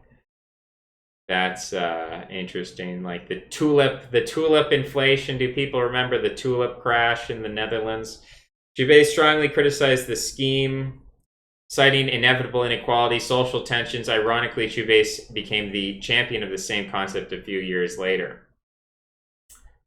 So privatization begins. He declines an offer to become chairman of Leningrad, instead became an advisor in Leningrad. Chobak had been elected mayor, and people hold up these signs, these old women. The sign says, the redhead must be imprisoned. This says, Rizhya go na nari. So Rizhya, I think, means redhead should go to jail. And the redhead refers to Anatoly. Chubais became minister in the Yeltsin cabinet. He managed the Committee for Management of State Property, which was handling privatization. The Congress of the People's Deputies of Russia rejected this model. Compromise was proposed in terms of a voucher program. Privatization came under criticism. Most Russian citizens lost their savings in only a few weeks. A few oligarchs became billionaires by arbitraging the vast difference between domestic prices for Russian commodities and prices prevailing on the world market. The people who benefited from this arbitrage became known as kleptocrats because they stashed billions of dollars in Swiss bank accounts rather than investing in the Russian economy. From 94 to 96, he held the position of Deputy Prime Minister for Economic and Financial Policy. Thanks to liberalization reforms, the Russian government was enjoying a measure of financial stability, something its politicians had been seeking since the resignation of Gator in 1993. Average inflation had declined from 18% down to 3%. Chubais represented Russia in two international financial institutions, the IBRD and the MIGA. After resigning in 1996, Chubais agreed to manage Yeltsin's re-election campaign. By this time, according to public opinion surveys, Yeltsin's approval rating had fallen to roughly 3%. It's so funny in America when people say, there's no way Trump can win. He only has 48% approval. Bruh, Yeltsin had 3% approval. Chubais established the Civil Society Foundation as well as Yeltsin's campaign analytic group. Sounds familiar. I've heard some analytic groups, which became part of the foundation. The group helped Yeltsin regain popularity and win re-election in the second round of the polls, capturing 53% of the popular vote. So he participated in the Bilderberg Club. He was on the board of Russian industrialists. He wanted to disaggregate power, raised $30 billion. He was named Professional of the Year. He is Rus Nano. So here's Medvedev with Xi Jinping. You can see his hair is kind of red. It's like a blondish, reddish color. Oh, we can't open the picture. Yeah, Wikipedia is bad. But you can see it's kind of a blondish, reddish color. In 2008, he has been appointed as the general manager of state corporation Rosnanotech, or Rusnano. Rusnano is important for fossil fuels. 900 billion rubles in 2015. He is part of different things. He's got a son. He's got a daughter. He survived an assassination attempt in 2005. Vladimir Kavachkov was charged but acquitted. Vladimir Kavachkov, I did look at him before. He is a general. So these old Soviet generals, the warrior class of Russia, tried to kill all these merchants but were unsuccessful. He founded Russia's Choice. He was part of the Democratic Choice of Russia. Center for Private Property. He was the Minister of Finance, awarded a commendation for contributions to democracy. In 2010, he was honored with the 4th degree Order for Merit to the Fatherland, received 3 presidential commendations as well as an honorary PhD. So 2010, you have to understand, this guy is very important for Putin. Putin just has Medvedev, talk to him, but out of all these guys, this one, Anatoly Chubais, has come out on top. We'll take a look at Igor Chubais, who is his brother, who looks a little bit like Zizek to me, and he's a philosopher. He was born in East Berlin, and he does Russian studies. Igor Chubais does not endorse political activity of his brother and does not communicate with him, which is a lie. They were together and they were formulating political ideas. We already read that over here.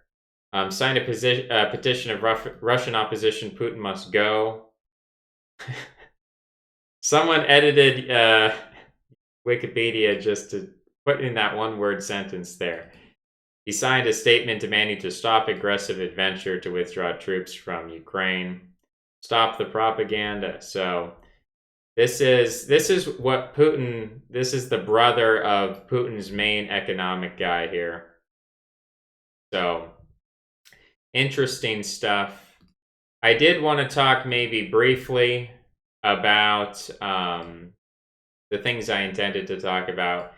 Mention briefly, and then maybe do maybe talk about these things in a more. And I'm off here. I need to be centered, right? So anyway, I'll center this. There we go. Now it's centered. So we're going to talk about trolling as founding Christianity. Just the idea of trolling as dissociation and dissociation as a product of urbanism. I sort of wanted to talk about that with respect to a tweet I saw by Mimetic Desire, Mimetic Contagion, or whatever his name is. That was interesting, but we've kind of lost the plot on the original discussion there. We were going to address the question of whether the West is weak, how weak the West is. If the West is like the Mongol Empire, if it's about to collapse, I was going to look at the Indo-Europeans and talk about the history of Europe, but I don't think we have enough time for that. What was the last topic? I was going to talk about why capitalists like depression. I've heard people say that capitalists do not want America to have a recession. That is wrong and that's false. And we will... I guess refer to the last however many hours of this stream in order to prove that capitalists do like recessions, they do like depressions for the reasons we've just discussed. If you don't understand the collapse of the Soviet Union, you can't understand why we're having a depression right now. Let's go back up and see what's going on. Chubase Cabra. Yeltsin is a CIA stooge. Chumbawambakov. Okay, Russia isn't that the Russian language isn't that ridiculous. Socialism with Soviet characteristics. Why is it that capitalism can't be considered superior if it was capital that killed the USSR? Well, superior from what perspective? Superior from the perspective of the people living under it, or superior from the perspective of it's a more vicious system that kills people more effectively? Speaking in terms of capitalism and socialism misses so much. These systems are, of course, a factor. Diplomacy and international coordination systems matter more. Fall of the Berlin Wall is burned into my brain as a high point, whether I like it or not. Powerful effects of conditioning by media. Natural resources, demographics, ethnic divisions. Putin literally did nothing wrong. I mean, you can say that, but if I had more time and if Wikipedia wasn't like down right now, I don't know who Ernst Oppert is, but if Wikipedia was loading, I would look him up. I want to listen to 90s cringe, but Ken just e-caps dragging me in. Maybe, must be the way he reads these Wikipedia snippets. USSR was never an industrial powerhouse. Rural, large country, hard to coordinate industry. It definitely was an industrial powerhouse in 1945. If you don't believe that, I don't know what you're on. If anything, capitalism is a more versatile way to project its power. America was in absolute relative terms such a stronger agricultural and industrial power that's hard to understate. Okay, but that's not why the Soviet Union fell. It didn't fall because it was defeated by America from the outside, because America had more stuff and more power externally. It wasn't because America had more grain and more factories that America won. America won because they were able to ideologically infiltrate and use this merchant class to destroy the Soviet Union, which was run by generals at the time, run by a warrior class. Imagine a confederation of city-states. Each city-state is a totalitarian socialist economy, but between them they have free trade. Is this confederation capitalist or socialist? Interesting question. All countries are rural countries until infrastructure is built. Soviets should have used forced labor to build roads instead of torturing them on Siberia. I think they did both. They used forced labor to build canals. Canada is less populous and less industrious than the United States. Canada relies on tar sands and natural resources where it can. Russia relies on natural resources where they can. This guy, so this is the guy to blame for all the Russians ruining online gaming? Yeah, probably. The fact that Russia is big into hacking is probably due to a lot of the infrastructure built in the 90s. Throughout history, states have relied on forced labor to build major infrastructure projects. No one calls these historical states failures. Canada and Russia have similar cold environments. Canada isn't real. I refuse to believe otherwise. Here be dragons. Which of these Russians sponsors CNN? I don't know. We'd have to look into that. I don't think the West will be able to decommunize China or East Asia like they did with the USSR. Russians want to be absorbed. Chinese have their own identity. I agree with you. I agree for a number of reasons. But there's a difference between decommunization and, I don't know. We'll see what happens geopolitically between China and the West here. It's up in the air right now. Dugin, for example, admits that Russia could not defend Russian identity in the face of globalization, while Chinese identity is deeper rooted, so they can travel abroad, still return to China. Yeah, there's something to that. Also, the fact that Russia is a multicultural state, unlike, well, it's more multicultural than China, I think, is what we're seeing. In Soviet Russia, communism spoke with an American accent. Communism is not a meaningful term. Aubrey homosexual with gaydar. No, that's not his name. It's Beardsley. Aubrey Beardsley. Then where do artists fit into your class triangle? Priests or merchants? Well, if you're like producing pornography, I consider pornography to be a form of art, but obviously you kind of have a mercantile spirit. If you're producing art for not just for money, if you're producing it because you love art and you love aesthetics, then there's something priestly, I think, about that. But what I also see is that intensely warrior cultures, that is, Camille Paglia distinguishes the West generally, that is, the Egyptians, the Minoans, the Greeks, the Indo-Europeans. She distinguishes them as a highly visual culture in opposition to, say, the Hebrews and the Muslims, who are iconoclastic, who hate art. So in a way, I think that artistic culture is what happens to the priestly class under the domination of a warrior class. When the warrior class demands visuality, because the warrior class is a very visual class, the priest class is basically subjugated to the warrior class and forced to make beautiful artwork. When the priest class is in charge, or the merchant class is in charge, that's when you get iconoclasm. That's when you get a different take on art than what we would consider traditional to the West.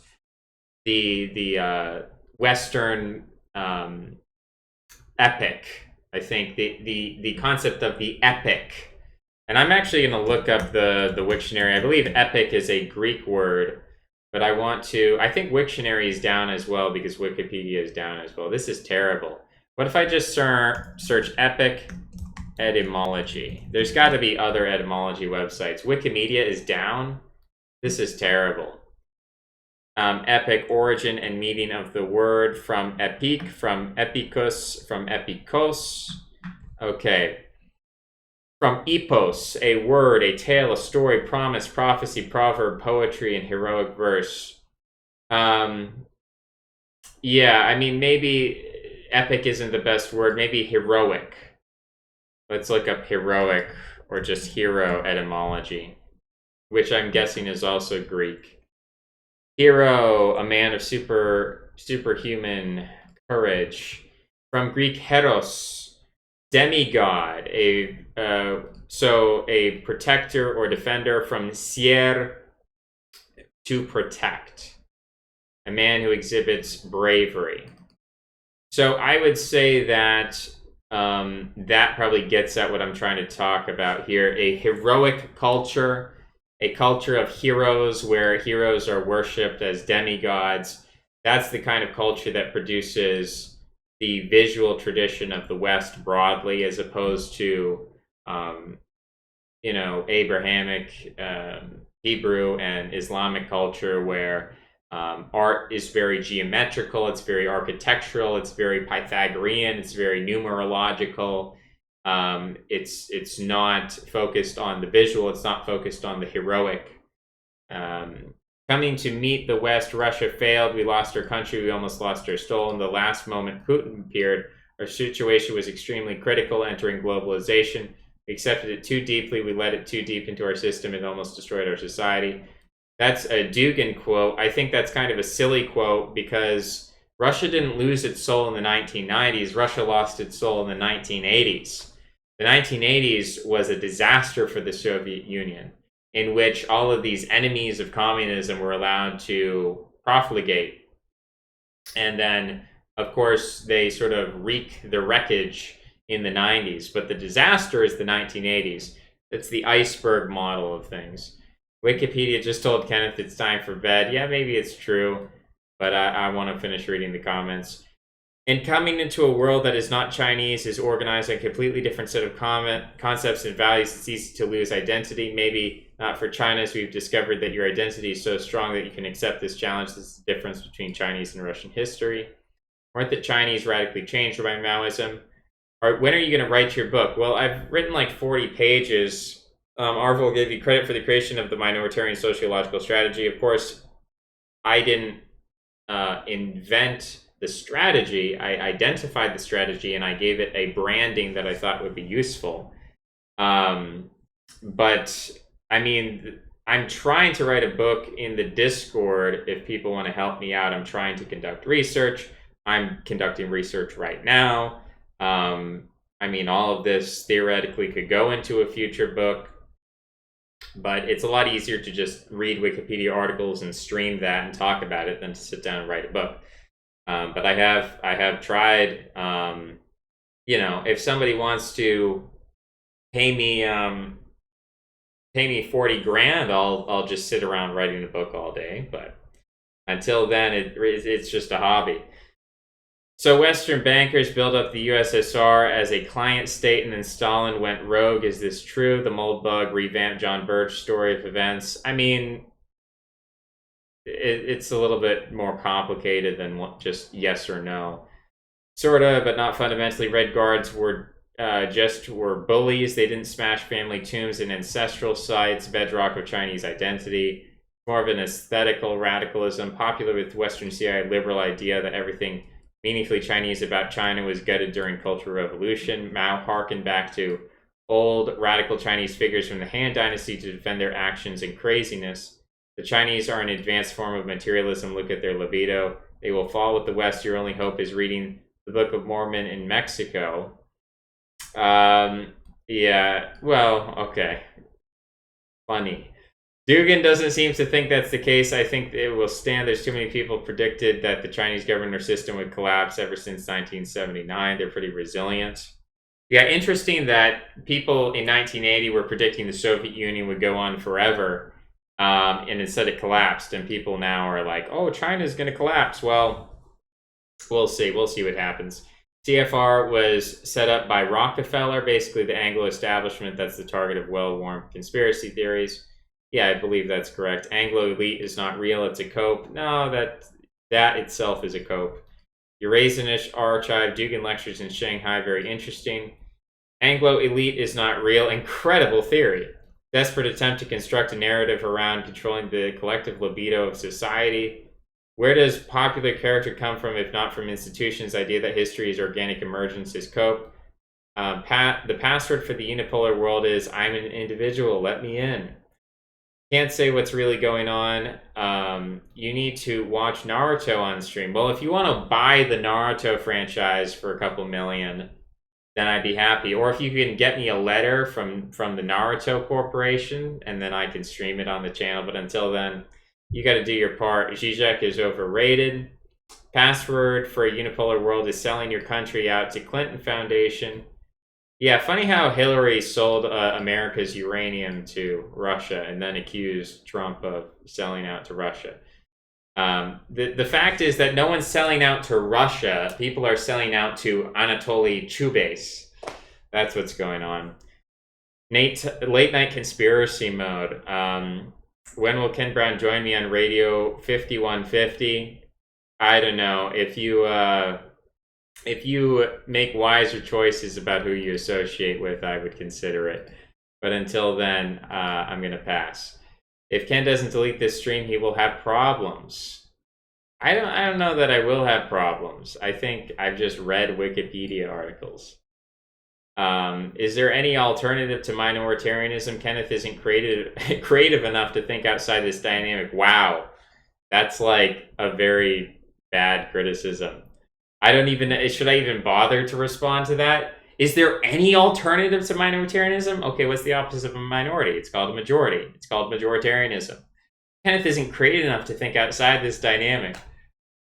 I pretty much everyone else is thinking of something different. If 99% of people are thinking differently from me, does that mean I'm the uncreative one? And like, it's very backwards. It's very upside down.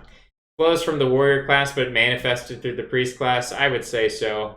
I would say that the warrior sort of acts as the muse of the priest. The warrior inspires the priest, rather than the merchant inspiring the priest. Meme of Wikipedia founder face melting doom Paul style. You could have donated. Yeah, we could have donated. If libertarianism is the merchant system, fascism is the warrior system, what's the priest system? Well, I mean, just etymologically, that would be called theocracy. How are we going to support Kenneth? Radio 5150 is your research, Ken. I'll allow you on stream for free.